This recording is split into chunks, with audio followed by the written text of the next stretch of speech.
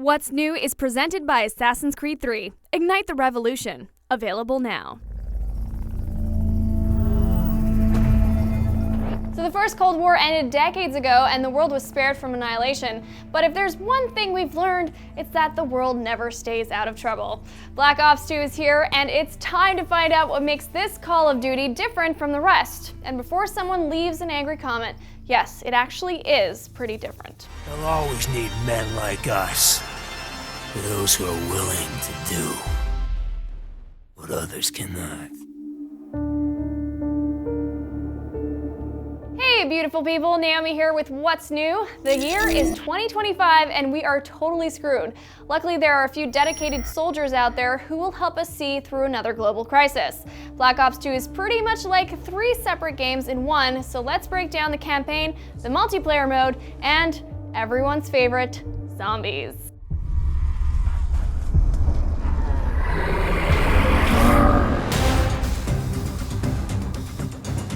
The first Black Ops was a tale of flashbacks and brainwashing. Basically, CIA agent Alex Mason was brainwashed to kill 3 traitors, while his handler, Agent Hudson, was tasked with stopping nerve gas from destroying the United States.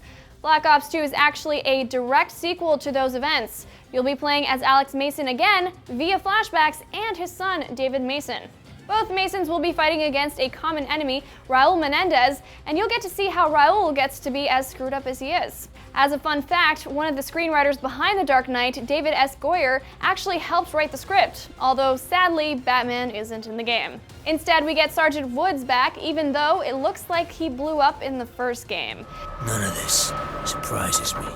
They don't make grenade belts like they used to. Anyway, Alex's segments take place in the 80s and David is in 2025, where the enemy has hacked into our security defenses and is aiming to start a war between the US and China. New to the series are branching pathways, both within the levels and in the form of something called Strike Force missions. These missions are much more open than your typical Call of Duty missions. You can direct your squad members around the area, and if you feel the need, take direct control of any unit under your control.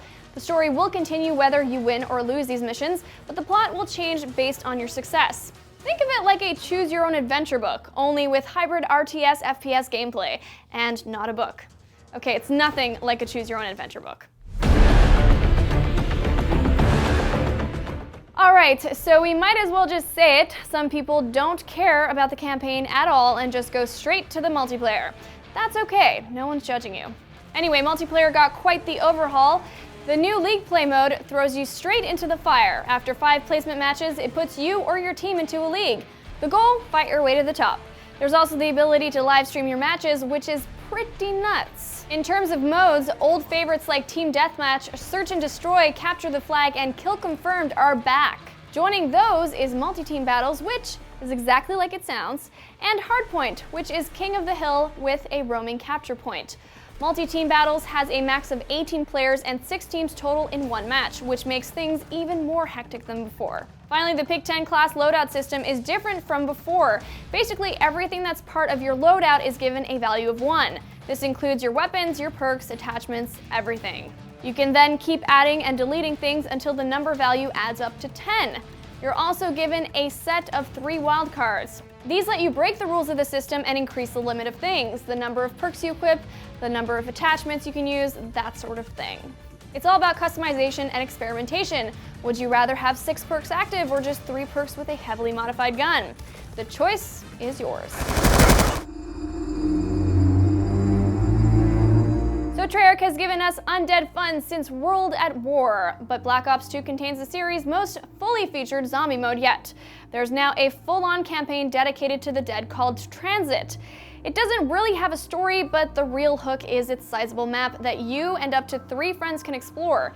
You can go on foot or by bus, each path containing its own tactical advantage. The bus can be your ticket to safety, or if enough enemies hop on board, your own portable coffin. Luckily, you won't be empty-handed. Players can find items throughout Transit's multiple locations and put them together to create buildables, like weapons or special tools that open up new environments. For something more traditional, Survival Mode offers a similar experience to past Call of Duty zombie modes. The difference is that each map is built from one small section of Transit's more expansive overworld. Other than that, it's pretty familiar. Grief mode, though, is something totally new to the franchise. This new take on competitive play has up to 8 players competing in a 4-on-4 team match. The only goal is to outlast the other team, but unlike every other Call of Duty mode you've ever played, you can't shoot other players. Instead, you're racing to kill zombies to score resources for yourself, trying to protect your team, and at the same time attempting to position the enemy for an untimely zombie massacre. To grief the opposing team, you can toss meat at them to lure zombies toward them, shove them around a bit, and even hinder their ability to revive. To up the enjoyment even further, Treyarch has provided a zombie-fueled custom games option. You can create a new experience by selecting specific challenges like headshots only or no perk machines. There's also tons of other new features for deadheads like improved matchmaking, stat tracking, and leaderboards.